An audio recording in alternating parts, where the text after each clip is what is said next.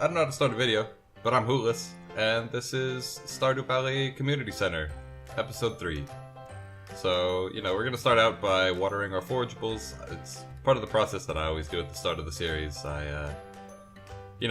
Before day, 6 or so, I always collect one of each of the spring forageables, and then, buy extra seeds, plant as much as I can. On day 5, I always go to the community center, and on day 6, I always go talk to Rasmodius the wizard, if that is his real name. I don't know if that is. And then I go back to the community center, and I get the seeds, and I plant them all. And I do that every time, because it works. You get some money, you get some foraging experience, not forageable experience, and it helps you just sort of progress a little bit easier. You do have to water a lot of crops to do it, but it's totally worth it. So, we spend a lot of time just chopping up all the grass. Sometime, anyway. I don't think we chop up all the grass. We might. I can't remember. But, we get some mixed seeds, do that sort of general thing. I went to sleep really early that day. Weird. I think this is, excuse me. This is kind of the point where I get to, there's not a lot else that I can do in spring, so I'm just trying to water my crops and then pass time. Because there's not much to do, really. I mean, I have to have money to get anything else really done, so I water my crops, I check the beach, that's pretty much it. I get a horseradish there, and then I fish for a while, as I do. Because I like fishing in this game. Except in the Star Drop run, where I dread having to catch the legend. Because I'll talk about it more in depth over there, but to catch the legend, basically you have to grind your fishing level up to 10 before the end of spring, and you need an iridium fishing rod so that you can get the trap bobber. Otherwise it's pretty much impossible to catch the legend. Completely impossible if you don't have 10 fishing. You have to get 10 fishing before the last rainy day in spring. Otherwise, the challenge has failed. And that's basically the hardest part. But, like I said, I'll talk about that more over there. And we'll talk about these artifacts that I'm catching here. Artifacts are good for the community center, I guess. I mean, I don't really have to donate anything, I don't think. I'm pretty sure there's nothing that requires me to donate in this particular run. No, I don't think there is. There could be, I don't have my list open right now. But, whatever. I have a list, I'm checking it 100 times every time I make every video to make sure that I'm not missing anything important. And other than that, I'm just sort of fishing and waiting until I can actually get more things. Like I've said, and I'll keep mentioning it until we get one, is the most important thing to get is that red cabbage.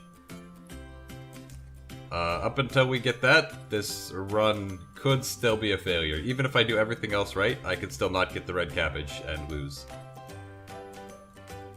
Other things to consider, like I mentioned in the last video, if I can get a rabbit's foot from the traveling merchant, then I'm definitely gonna oh my god, that catfish just destroyed me.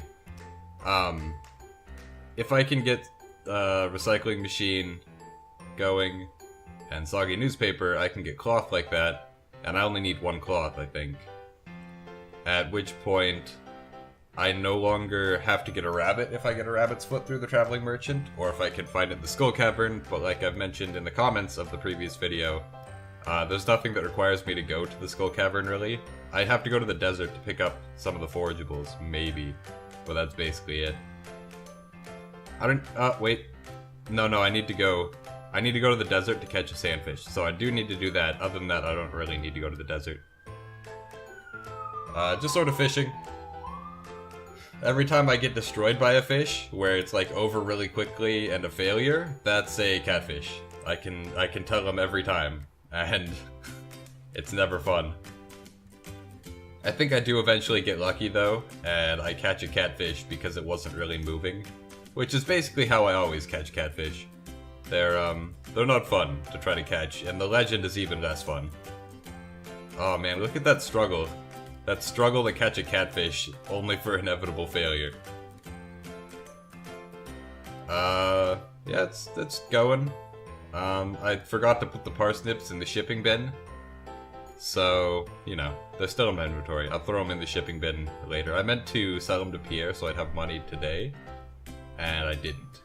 Instead I just went fishing all day, trying to catch a catfish.